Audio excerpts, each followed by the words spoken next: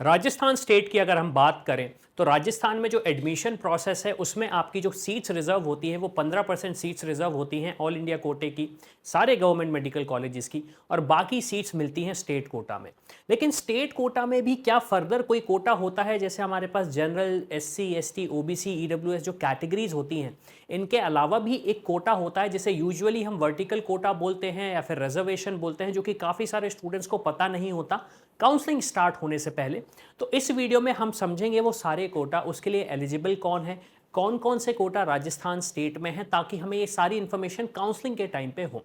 अब ये video specifically उन स्टूडेंट्स के लिए है जो राजस्थान के डोमिसाइल हैं, और अगर आप राजस्थान के डोमिसाइल नहीं हो तो आप कुछ कोटे के लिए एलिजिबल हो, लेकिन अगेन वो subject to terms and condition रहता है, तो वो भी मैं आपको स्पेसिफाई कर देता हूँ।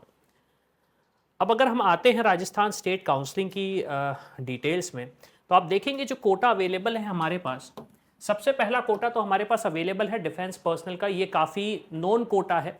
सबसे इंपॉर्टेंट चीज़ राजस्थान स्टेट में ये है कि यहाँ पे अगर आप राजस्थान के डोमिसाइल हैं तो भी आप एलिजिबल हैं, और मान लीजिए अगर आप राजस्थान में पोस्टेड हैं, आप मान लीजिए किसी दूसरी स्टेट को बिलोंग करते हैं, मध्य प्रदेश को बिलोंग करते हैं, लेकिन आप पोस्टेड राजस्थान में हैं, तो भी आप इस कोटे का एडवांटेज ले सकते हैं और आपको एक नेटिव एक्सपीरियंस, मतलब एक तरीके से आप डोमिसाइल काउंट होंगे डिफेंस कोटा के लिए।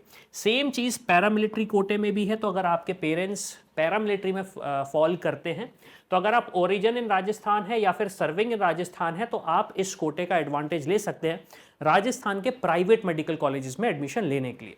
इसके बाद हम बात करें फिजिकली हैंडीकैप्ड कोटा, तो अगेन क्योंकि ये 85% सीट्स की हम बात कर रहे हैं, तो यहाँ पे वही स्टूडेंट्स एलिजिबल हैं जो राजस्थान स्टेट को बिलोंग करते हैं।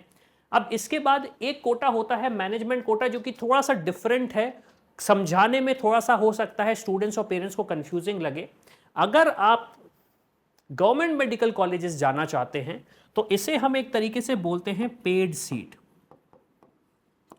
पेड सीट बोलते हैं। यूजुअली जो फीस होती है गवर्नमेंट मेडिकल कॉलेजेस की वो 8 से 10 लाख पर एनम चली जाती है मैनेजमेंट कोटा में। और सिमिलरली अगर मैं बात करूं, एक management quota private medical colleges में भी होता है, जहां पे प्राइवेट मेडिकल कॉलेजेस की फीस जनरल सीट से हाई चली जाती है। फिर इसके बाद हम बात करें लास्ट कोटा की, जो है एनआरआई कोटा। तो अगेन एनआरआई कोटा तो हमें सारी चीज़ें पता है। Seats reserve for private medical colleges for non residents Indian और ओसीआई कैंडिडेट्स। इसके साथ साथ अगर आप गवर्नमेंट मेडिकल कॉलेजेस में भी जाना चाह रहे हैं राजस्थान में, तो वहाँ पे भी एनआरआई सीट्स होती हैं गवर्नमेंट मेडिकल कॉलेजेस में। इसकी सारी इन्फॉर्मेशन आपको हमारे इस पर्टिकुलर आर्टिकल में मिल जाएगी।